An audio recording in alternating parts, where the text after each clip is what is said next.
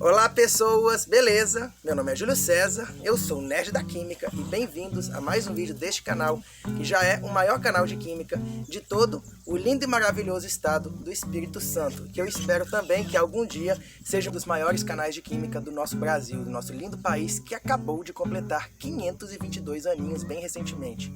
O nosso Brasil é o único país do mundo que tem um nome em homenagem a uma árvore, que vocês já devem conhecer, é o famoso, tão famoso pau-brasil, que é o foco da primeira atividade econômica realizada em nossas terras. Essa atividade econômica que visava extrair essa árvore, principalmente para obter um pigmento para atingir tecidos lá para a corte de Portugal, os reis, rainhas lá da Europa, e que essa atividade econômica infelizmente levou à escravização dos índios e também quase levou à extinção essa bela árvore. Pois então, eu estou falando tudo isso porque recentemente eu consegui adquirir um pouco da serragem da madeira do pau-brasil. E nessa serragem está contido esse pigmento lendário que os europeus usavam para atingir tecidos e que fez com que Portugal viesse a colonizar o território brasileiro. Então, hoje nós vamos ver a química do pau-brasil, conhecer o pigmento que está presente nessa planta. Nós vamos tingir alguns tecidos, pequenas amostras de tecido com esse corante e ver como que podemos obter várias cores e várias tonalidades a partir desse pigmento presente nessa árvore. Então vamos conhecer a estrutura química da substância que forma o corante do pau-brasil e saber quais são as reações químicas que fazem ele colorir o tecido. E desde já eu peço a vocês que deixem seu like aqui no vídeo, que inscrevam-se no meu canal, que apoiem aqui, nos ajudem a poder crescer.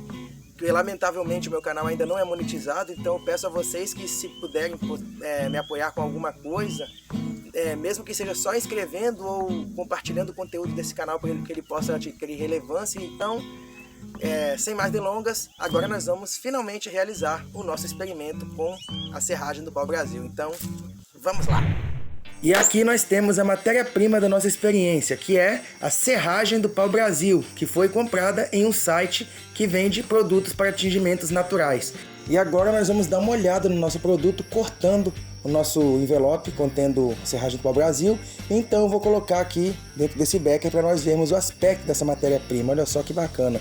Esse material não parece visualmente muito diferente de uma serragem comum, inclusive o cheiro dela é muito semelhante ao cheiro da serragem normal. Coloquei o restante do conteúdo do envelope dentro deste frasco, que nós vamos reservar para experimentos futuros, e agora vamos dar início ao processo de extração. Eu vou colocar aqui cerca de 1,5 colheres de sopa da serragem do pau-brasil dentro desse coador de papel de filtro, e vou dar uma amarrada nele com esse barbante para podermos fazer uma espécie de saquinho de chá. Isso é uma forma de extrair o pigmento sem que o pó da serragem fique em suspensão na água, que daria uma filtração bem complicada depois.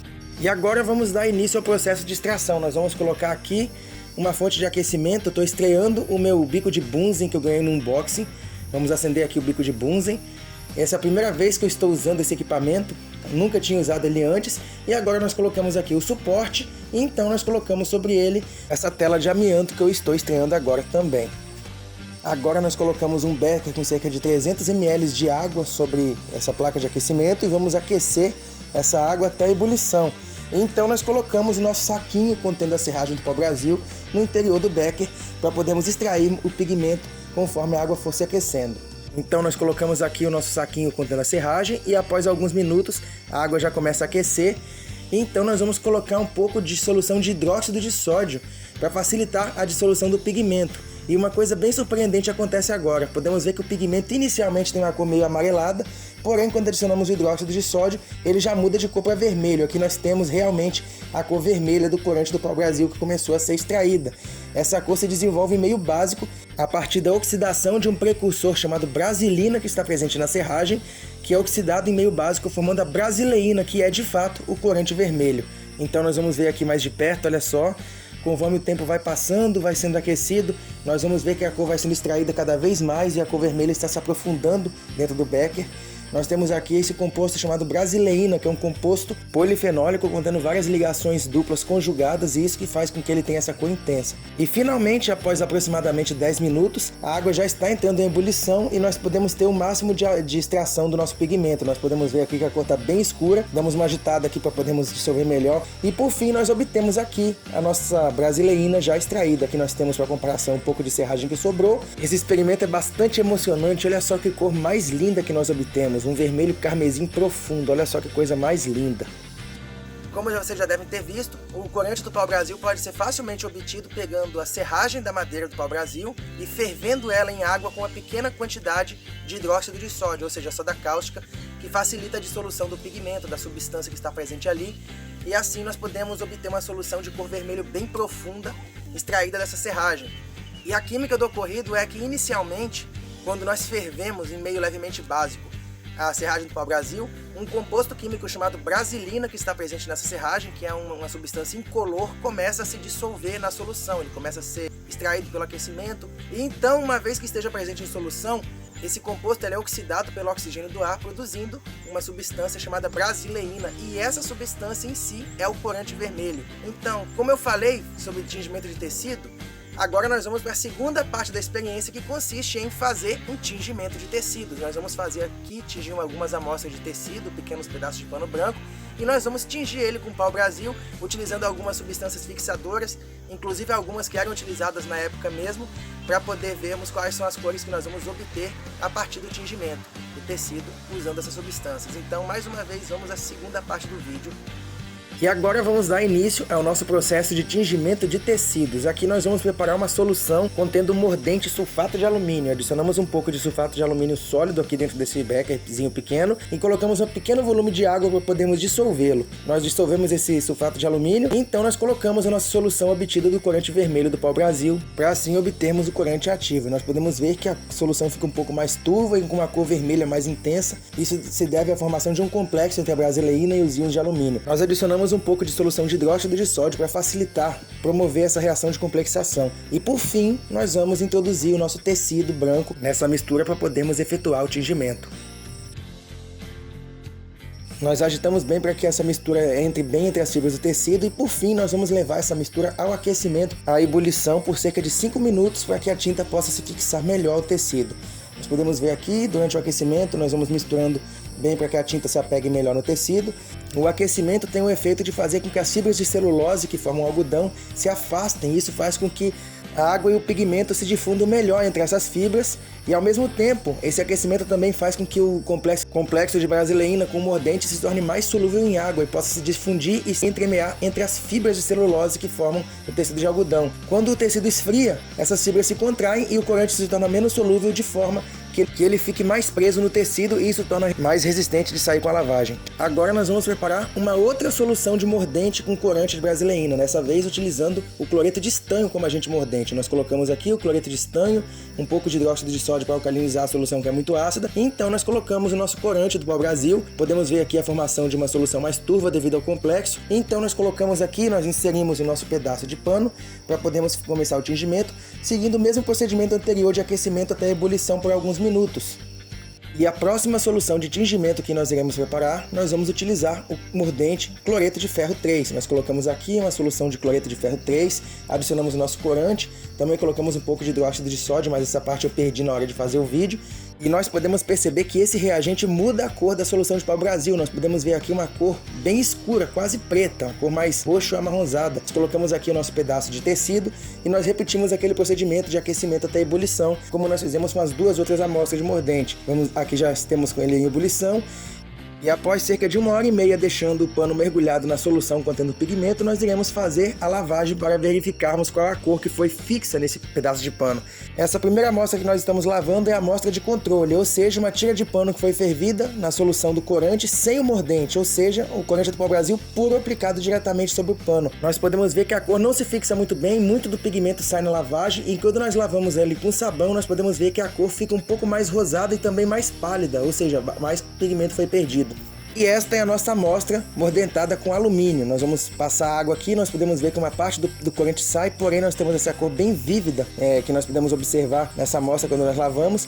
E agora nós vamos lavar também a amostra do estanho. Nós podemos tirar aqui o excesso do corante que não pegou no pano e nós podemos ver que nós obtemos essa cor bem bonita, que é uma espécie de cor de vinho. Olha só que cor bonita. E agora, mais diferente de todas, a amostra contendo o mordente de ferro mais 3. Ela tem essa cor que parece ser preta inicialmente, porém quando nós lavamos e tiramos o excesso de pigmento que não grudou no pano, nós podemos ver que ele tem essa cor meio amarronzada, uma cor meio marrom, meio roxa, que é uma cor de malva. Olha só, e após efetuarmos essa primeira lavagem com água, podemos ver aqui o resultado obtido. Olha só que bonito. E agora nós iremos realizar um teste de resistência à lavagem das amostras, utilizando sabão. Nós vamos aqui pegar essas amostras e então lavar com sabão para vermos se o pigmento sai ou se ele fica no pano. E nós já podemos observar uma coisa bem interessante que acontece, que é o fato de que quando nós pegamos a amostra do alumínio e nós lavamos ela com sabão, nós podemos ver que o pigmento não sai, porém ele muda de cor, ele sai de um vermelho forte para uma cor mais rosada, uma cor mais rosa choque. Com o tecido mordentado com estanho nós podemos ver uma coisa semelhante, porém nós obtemos uma cor rosa quente, olha só que coisa interessante. E agora nós vamos testar a lavagem com pigmento à base de ferro. Nós passamos aqui o pigmento de ferro com sabão. Inicialmente ele tem uma cor mais próxima do marrom, porém após a lavagem nós podemos ver que essa cor fica um pouco mais roxo-azulada. Olha só que interessante. Essa mudança se deve possivelmente ao pH mais básico causado pelo sabão. E aqui nós temos todas as nossas amostras de tecido tingidas neste experimento. Olha só que incrível. Então, como vocês já devem ter visto, nós conseguimos aqui algumas amostragens das cores obtidas a partir do tingimento do tecido com pau-brasil. Nós podemos ver que quando nós tingimos utilizando apenas o corante, ele produz uma cor avermelhada, uma cor vermelha um pouco puxada para o laranja, e que essa cor ela sai de uma forma relativamente fácil quando nós lavamos esse tecido, ela não fica muito bem fixa. Porém, para podermos tingir um tecido de uma forma mais definitiva, uma forma que o pigmento ele fique com uma cor mais intensa, mais vívida e pegue melhor nas fibras, nós utilizamos uma substância chamada mordente. O mordente geralmente é um sal metálico ou alguma substância como, por exemplo, o ácido tânico, que ela tem a função de fixar o corante à fibra do tecido. No caso da brasilina, nós temos a formação de alguns complexos entre os íons metálicos, por exemplo, ferro, alumínio e estanho. Eles formam complexos com a molécula da brasileína e esses complexos eles são menos solúveis do que a brasileína original. E também esses complexos ajudam a prender da molécula as fibras de tecido. Nós aquecemos e durante a fervura nós temos as fibras de celulose do pano se expandindo, abrindo espaço. Ao mesmo tempo a água com o corante e os complexos ela se difunde entre as fibras. E depois que esse tecido esfria, o corante ele se torna menos solúvel, ou seja, ele fica mais difícil de ser removido pela lavagem e ao mesmo tempo as fibras se contraem, prendendo o corante dentro delas. E basicamente aqui nós temos os três tipos de mordente. O mordente de alumínio, que nós utilizamos sulfato de alumínio, pode ser utilizado a pedra úmida, que é o alumínio de potássio também. Temos o mordente de estanho, nós utilizamos aqui o cloreto de estanho 2. E tem também o mordente de ferro, nós utilizamos o cloreto de ferro 3. Aí, após nós fazermos a reação química de fervura dos pigmentos no tecido com o mordente, nós podemos ver que eles têm umas cores levemente diferentes. Por exemplo, o alumínio faz com que o pigmento adquira uma cor mais carmesim, uma cor mais vermelha, um pouco rosada, bem intensa. E o estanho, ele faz uma cor mais vinho, mais grenar, que é um vermelho mais escuro. E o ferro, ele tem uma cor bem diferente, ele faz com que a cor fique muito escura, próxima a uma cor malva, que é uma espécie de marrom arroxeado. Ou seja, os pigmentos de ferro eles têm essa tendência a escurecer bastante a cor do pigmento e dar uma semelhança, uma cor mais puxada para o marrom. Mas um fenômeno interessante que eu percebi depois de fazer esses testes de tingimento e lavagem com água para poder vermos a cor que ficou no tecido, é que quando nós utilizamos água com sabão para lavar os tecidos, há uma mudança na cor. As cores elas têm uma mudança tendendo mais para o rosado. Por exemplo, quando nós lavamos o tecido vermelho carmesim do alumínio, do mordente de alumínio, nós obtemos uma cor rosa choque, uma cor mais rosada, mais magenta, diferente. Ao lavarmos o do estanho, nós temos um rosa quente, um rosa mais claro. E quando lavamos o tecido que recebeu um mordente de ferro, nós podemos notar que a cor muda para o roxo azulado. Então, nós vimos aqui, depois que nossa experiência já estava pronta, algumas amostragens de cores que nós pudemos obter com o corante do pau-brasil. Ou seja, o pigmento vermelho do pau-brasil era um pigmento muito visado naquela época, porque ele produzia belos tons de vermelho ou cores semelhantes ao vermelho, que eram muito utilizados para atingir as roupas da época dos nobres na Europa. E é exatamente por isso que essa árvore atraiu tanta atenção dos colonos portugueses, e por isso isso fez com que eles viessem em massa aqui para o Brasil e colonizassem o nosso país, e agora nós somos o que nós somos hoje. Infelizmente teve escravização de povos indígenas, escravidão dos negros, depois que a cultura do pau-brasil foi substituída pela da açúcar, e aí é literalmente uma longa história. Então, muito obrigado pela atenção de vocês e valeu!